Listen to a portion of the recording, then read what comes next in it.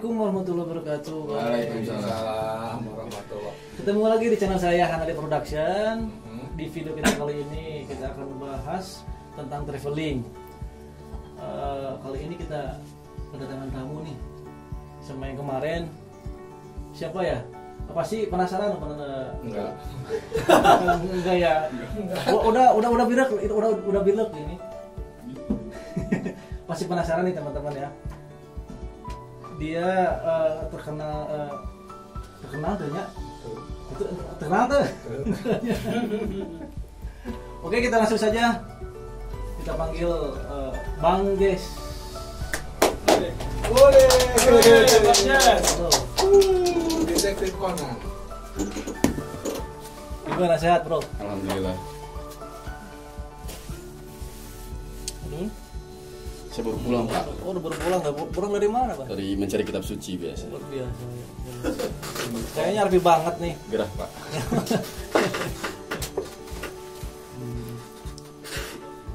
Gini Bang Is. Santai kan, santai ngopi dulu, ngopi. Oh, siap. Ini udah ada ya? Udah ada. Sisa udah saya siapin. ternyata. Enak udah. Gimana, Bro? Gini aja sih. Assalamualaikum warahmatullahi wabarakatuh. Banyak teman-teman nih di netizen juga banyak yang ngomongin masalah tentang traveling ya, yang sedang hidupnya gitu. Jadi saya coba jawab. Jadi saya panggil Bang Des ini kan Bang Des sebagai pakar di traveling lah, terus pengalaman lah. Pardon. Dago pakar. Pengalaman wah kemana-mana gitulah. Nah, coba ceritain sedikit aja tentang traveling. Sedikit aja nih, ya gini. Sedikit doang. itunya kemana kayak itu nalawi loba. Traveling is ulin. Dan itu sedikit. Oke, travel. Sebenarnya kalau saya panggil ini adalah sistem industri pariwisata ya. Ini ya, definisi traveling itu apa ya? Definisi traveling itu sebenarnya ada beberapa ada beberapa istilah yang disebut traveling itu adalah ketika kita pergi keluar dari rumah itu lebih dari 100 km. Nah, itu baru bisa dibilang traveling. Nah, cuma seiring berjalannya waktu, anjay, gelai. Nah, cuma kesini ya. Nah, kita jadi travel ini sebenarnya penyumbang devisa terbesar kesekian lah di Indonesia ya. Indonesia. Ya, benar. Jadi negara ya, untuk negara. Nah, definisi traveling adalah yaitu tadi bepergian keluar rumah itu dengan pergi dengan tujuan refreshing, misalkan yang biasanya melihat gedung-gedung tinggi, perkotaan, hirup pikuk kota kayak gimana kan sumpeknya kita pergi ke suatu tempat yang bikin kita nyaman, dan dari situ kita bisa mendapatkan ide-ide baru gitu, atau ada istilahnya ada quotes dari saya lupa lagi ya, bahasa Inggris ya ini ya, nggak apa-apa ya. Nggak apa-apa. Traveling without observation, like a bird without wing. Jadi artinya ketika traveling atau bepergian tanpa observasi itu seperti burung tanpa sayap. Gitu. Nah, artinya ketika kita pergi ke suatu tempat, itu kita memahami bahwa tempat tersebut ini adalah semacam bisa memberikan kita inspirasi. Contoh kayak misalnya ada banyak musisi-musisi yang berbau-bau traveling. Contoh misalnya salah satunya adalah Budi Doremi. Pada tahu ya Budi Doremi kali ya? Yang pakai enggak? Nanti saya kenalin, orang situ dekat kok. Nah, jadi dia memang mengambil mencari satu buah ide lagu atau komposisi musik itu tuh dari alam gitu. Alam badukun. Alam gaib. Dari alam. Nah, artinya itu tadi sebenarnya eksplorisasi di Indonesia ini udah keren banget sih menurut saya. Atau destinasi-destinasi wisata di Indonesia ini itu tuh udah sebenarnya banyak banget lah. Apalagi Indonesia bagian timur yang jarang sekali terjamah oleh turis-turis asing.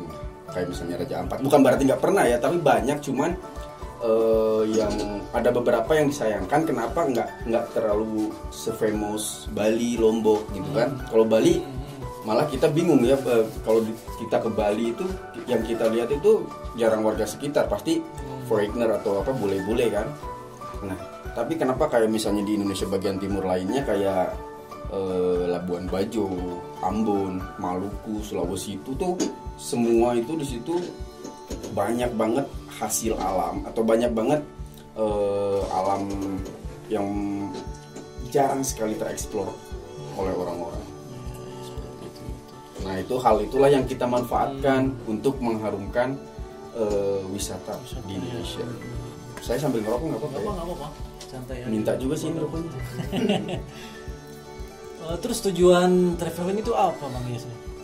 Tujuannya itu tadi sebenarnya untuk satu observasi.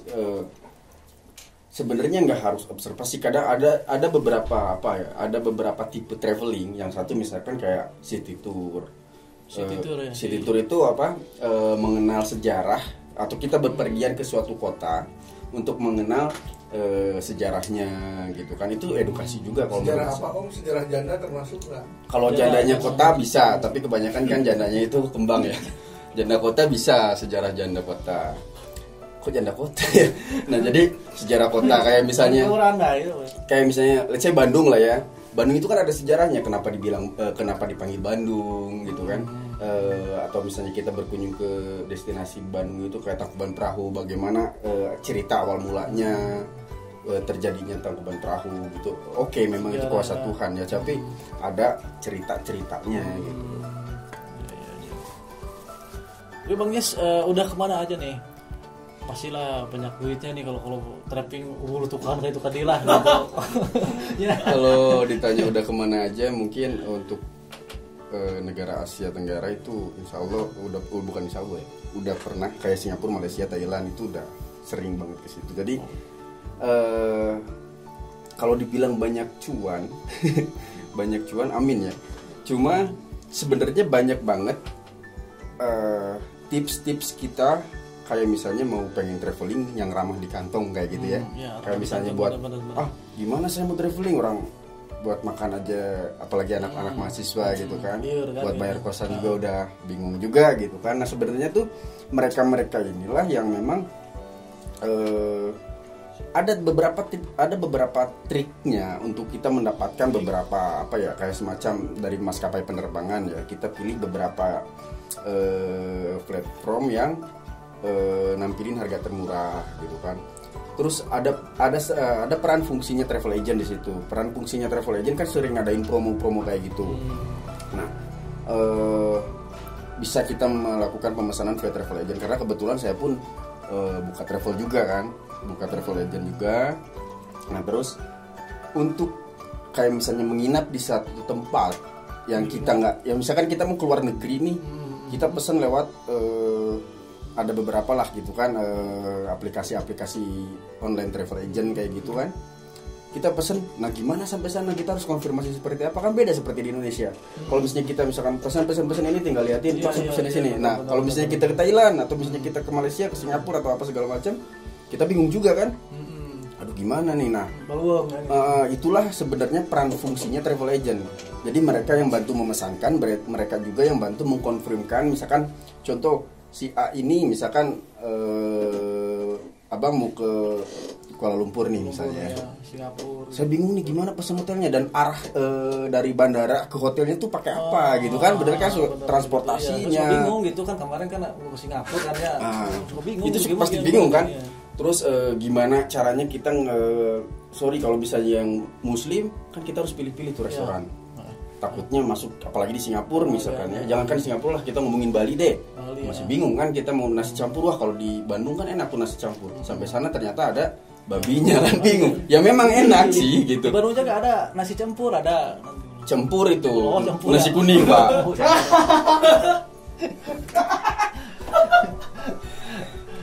Gitu ya Bang ya. Nah, perannya travel agent itu sebenarnya satu untuk memudahkan kita sebenarnya kalau menurut saya. Karena dulu saya pernah istilahnya backpacker lah ya, backpacker kemana-mana itu benar-benar cuma ngandelin handphone. Jadi kayak cuma ngandelin pesen itu via handphone kan, di handphone pesen hotel, pesawat, dan ternyata udah sampai bandara tuh saya kebingungan sendiri lah gimana caranya saya ke hotel nih gitu kan, mau naik angkutan umum atau apa, karena kadang-kadang kalau di luar negeri ini, kalau kita Grab ya, kalau di luar negeri itu ada Uber kayak gitu kan, Uber di sini juga ada, di Indonesia ada Uber juga ya. Nah ada Uber gitu kan, nah kita nggak tahu gimana cara pesan Uber atau gimana, misalkan kita bingung nih arah ke hotel kemana gitu, naik apa transportasinya, kecuali kalau orangnya yang memang benar-benar sebelum mau pergi ke suatu tempat itu ngadain riset dulu ya, kayak misalnya bikin itinerary sendiri gitu kan, dari sini kemana, naik apanya harus ada riset.